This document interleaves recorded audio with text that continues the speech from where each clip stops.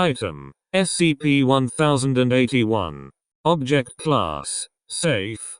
Special Containment Procedures. The 2 iterations of SCP-1081 currently in Foundation possession are to be kept in an insulated, lead-lined containment locker in Storage Unit 13 at Site-38. Except for experimental purposes, SCP-1081 is never to be exposed to electric current under any circumstances for fear of accidental activation. SCP-1081 is never to be removed from its containment locker except by D-Class personnel with noise-canceling headphones active at all times. Description: SCP-1081-1 and 2 are identical copies of a black audio projection unit in the approximate shape of a small humanoid, 30 centimeters in height. Being identical, they can be referred to collectively as SCP-1081. Markings on the speaker's exterior indicate they were produced by a company known as Etchus Projector Combine in a place called Abubakari of Deserts or Abudasis. The speakers have input ports for several unknown types of electric cable, and dials on the back of the head for density, rapidity, and a switch that can be adjusted to inactive, active, shutdown, or reactivate. Though the power requirements of the device are different from any currently known standard, Foundation researchers were able to build an adapter to power the device at V&A. Similarly, trial and error allowed for the development of input adapters for experimental purposes. SCP-1081 is capable of projecting sound at dB during normal use. The speakers will behave normally though at somewhat subpar quality standards, during testing of any function other than shutdown or reactivate. When the switch is set to shutdown, the speaker will emit a high-pitched squeal for approximately 10 seconds, a sound described by researchers as being similar to a boatswain's whistle, followed by a voice speaking in an unknown language composed of Greek and Latin words with a syntax and grammatical structure similar to Cherokee. An approximate translation of the speech follows. Alex Silver University's Merry Integrators Player Company welcomes you to show performance farce. Please refrain from talking, expressing, or otherwise disturbing the players for the duration of the performance. Thank you for your cooperation. Obedience.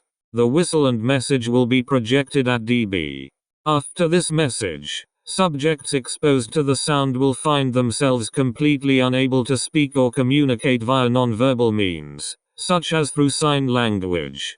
Medical analysis of affected subjects indicates complete functionality of vocal cords and other non-neurological speech-related systems.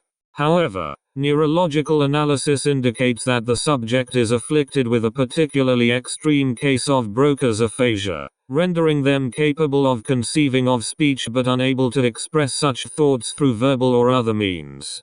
Standard noise-canceling headphones can block out enough of the sound to disable its effect. Current research suggests it was designed with this in mind. Setting the speaker to reactivate will cause a different message to be played. Thank you for your consideration during this performance by Alex Silver University's Merry Integrators Player Company. The show is now at a conclusion. Followed by a similar whistle sound. Subjects hearing the second message will experience a reversal of their aphasia symptoms if exposed quickly. However, if the aphasia is allowed to remain in place for longer than approximately 24 hours, the subject will be immune to the second message and the aphasia is permanent. Moreover, affected subjects after this point will develop deep clinical depression and will frequently attempt suicide within the week. This is believed to be a standard reaction to such a sudden change in one's ability to communicate, rather than a secondary effect. Experimentation has determined that audio recordings of the respective sounds have no abnormal effects. Only sounds emitted from SCP-1081 transmit their properties to human subjects. When not exposed to power, SCP-1081 will remain inert except when shutdown or reactivate are selected. The speakers appear to be capable of producing those two sounds regardless of any external power supply.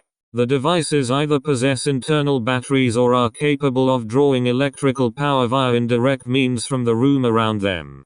Containment is designed to block any possible conduit for electrical transmission to SCP-1081. Addendum 1081-A. Recovery Report SCP-1081-1 was found in a soybean field outside. Redacted. Tennessee on 07-180. The object was accompanied by a basic invoice in a standard shipping container. Destination marked as Alex Silver University Theater Department and an address somewhere in Alexandria of Forests. SCP-1081-2 was found by hikers in a river near. Redacted. Tennessee on 08-020. Just over 2 weeks later. The packaging was identical, with 2 exceptions. First, the invoice now included a line reading "Provided gratis and our apologies for the inconvenience." Secondly, the invoice was accompanied by a short handwritten note in a combination of Latin, Greek, a language similar to spoken Cherokee, and Old English. When translated, the note approximately read, "Agi. We have been doing business for a long time, as you are well aware. I swear on the graves of my forefathers that the previous shipment was completed satisfactorily on my end. We both know the rumors, tales, Agi. Look at your own people before you blame us. This isn't the first time something has gone missing heading in your direction. Barker Magnus alone knows where the objects, artifacts, are going, unless your natural philosophers are more precise than is presently believed. Threats and recriminations are unnecessary, illegible.